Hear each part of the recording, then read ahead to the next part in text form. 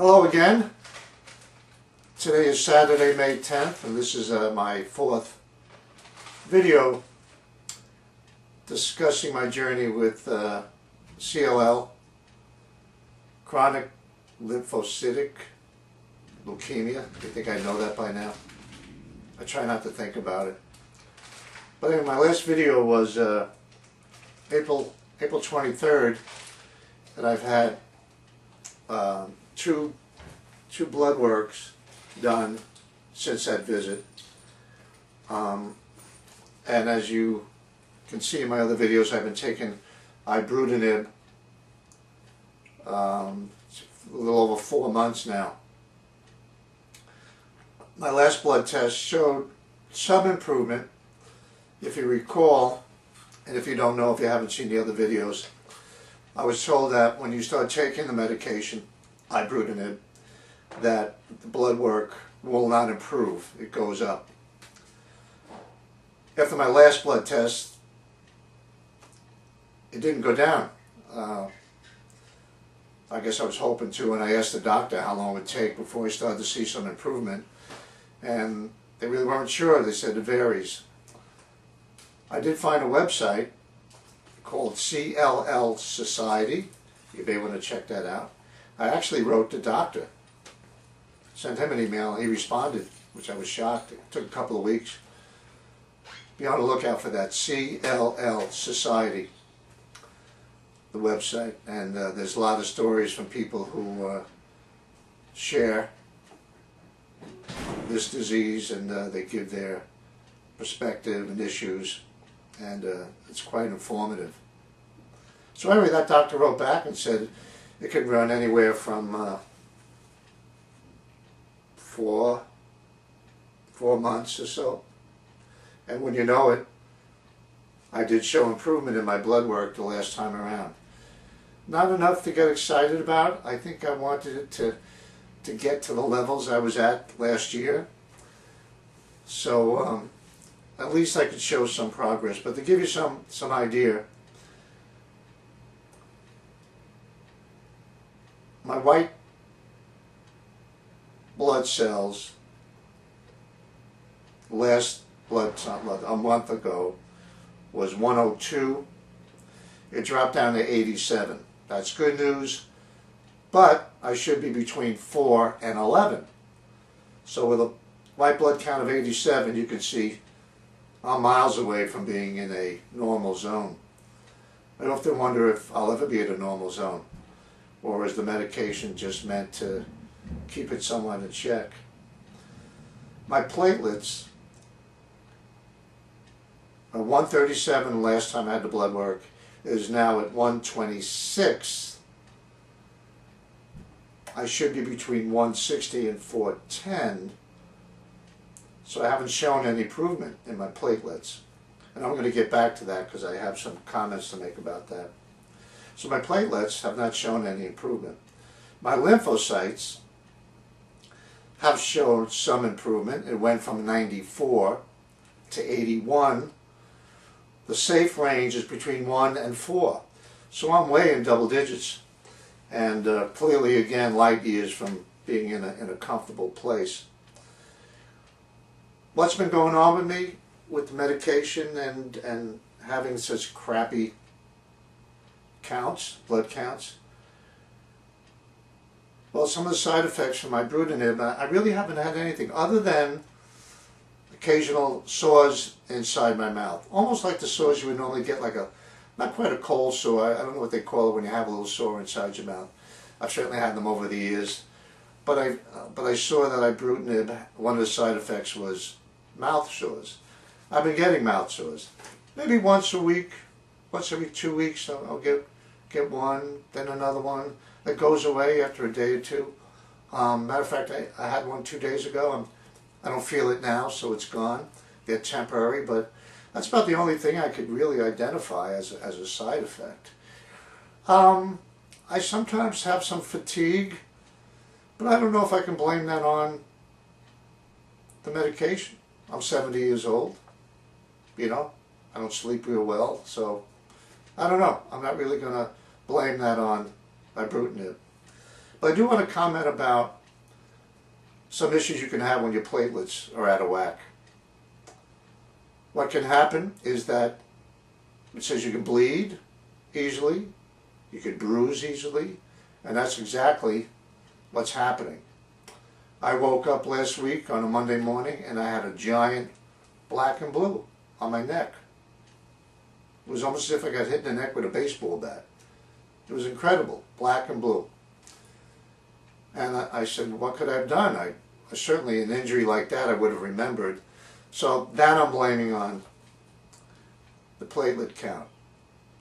I've also found out along my forehead I break out in often black and blue patches, somewhat deep pink, pinkish purple. It's pretty nasty.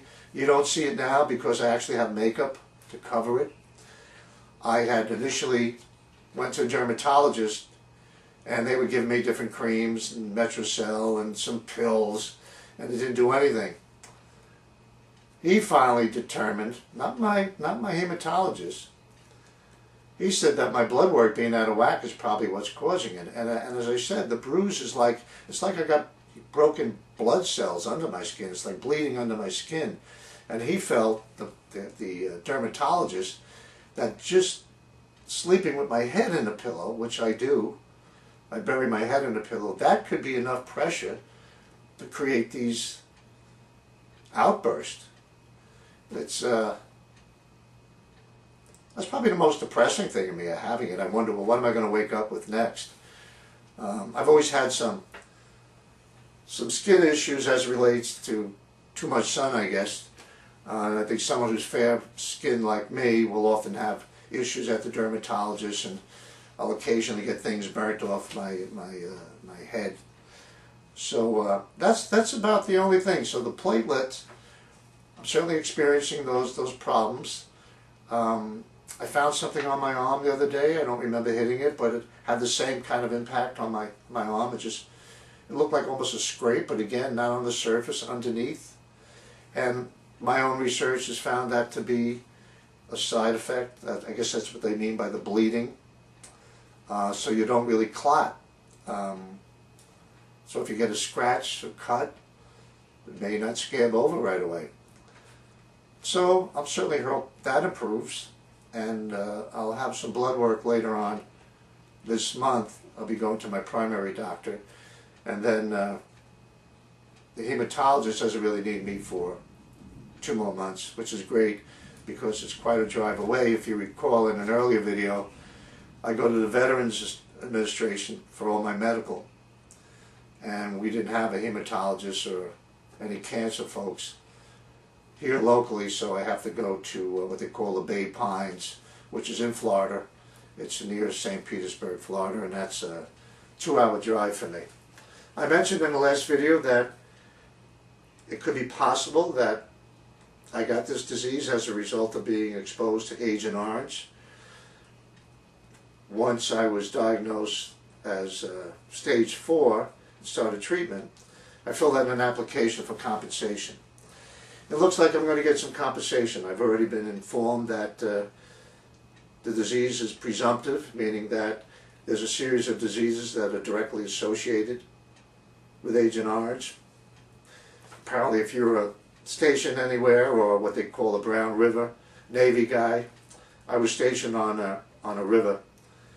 I was there for a year, and it was clearly exposed to Agent Orange, as pretty much I've been told everybody who was stationed at Agent Orange, even if you were not in the war and in the villages and in the fields, there was just Agent Orange all over the place. So the bad news is that by going to Vietnam, I was happy that I wasn't hurt or wounded or killed like so many of my peers. But it looks like I did get this disease as a result of Agent Orange. So by being elevated to 100% disabled now, I'll pretty much get everything for free. I used to have to pay a few dollars for the medication. I think I mentioned I was paying $10, which is nothing. You know, I told you I saw the same medication at CVS for $13,000 a month, $13,000. Again, how do people afford this kind of treatment without insurance. And I think I'm going to be eligible for dental. So if you're a veteran anywhere near Vietnam, why don't you try, if you have any illnesses, try to put in a claim, because if you can prove, even if you were what they call blue water Navy, and that means you were on a boat or a ship fairly close and developed some diseases, if you can prove it, it may be hard to do, but I put the claim in anyway. The worst thing that can happen is if they say no. But sign up for any benefit you can if you're a veteran. So that's the latest. I don't think I have any more to add. I'm still pretty active. I perform in a band, and I'm entertaining a lot, and it doesn't seem to be an issue. I have noticed, I did ask the doctor about that, when I'm singing, my voice tends to crack more than it ever has. The hematologist said, well, maybe you're having a lymph node that's pressing up against your vocal cord. Isn't that good news? So we'll see. I'll keep you posted. Other than that, I'm doing okay.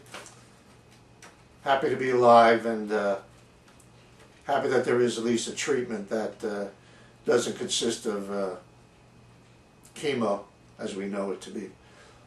So if you're struggling with CLL, I wish you well. It is treatable. That's the good news. And I wish you all much health and happiness. Have a great day.